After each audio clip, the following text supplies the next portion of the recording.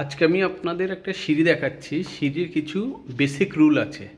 সেই basic rule হলো এই যে আমার সিঁড়ির যে প্রথমে এইটার নাম হলো ওয়েস্ট স্ল্যাব। এই যে নিচের যে স্ল্যাবটা থাকে সেটাকে বলা হয় ওয়েস্ট স্ল্যাব।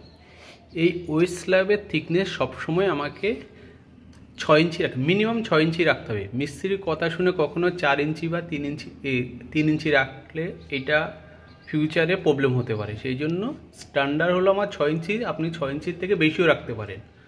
আর এইটা হলো আমার রাইজ, এইটা হলো আমার রাইজ, আর এইটা হলো আমার ট্রেড। এই যে এইটা হলো আমার ট্রেড, যেটা আমরা পা দিই সেটাকে বলা হয় ট্রেড, আর যেটা উঠে সেটা হলো রাইজ। রাইজ মোটামুটি আপনি ধরে নিন রাইজ হতে হবে আমার, এই যে এইটা হতে হবে আমার 6 ইঞ্চি। 6 ইঞ্চি থেকে 6 ইঞ্চি হলো আমার স্ট্যান্ডার্ড।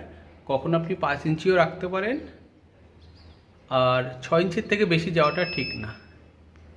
আর এইটা হলো আমার ট্রেডটা আপনি 10 ইঞ্চিও রাখতে পারেন, 12 ইঞ্চিও রাখতে পারেন। আপনার যখনই রাইজ আর ট্রেডের একটা রেশিও আছে, যদি আপনার রাইজটা যদি কম হয়ে যায় তাহলে ট্রেডটা বড় হবে, আর যদি রাইজ যদি আমার 6 ইঞ্চি হয় তাহলে ট্রেডটা 10 ইঞ্চি হবে।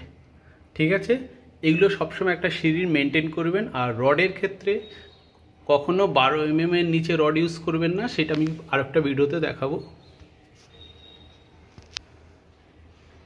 এই যে আমার সিঁড়ি।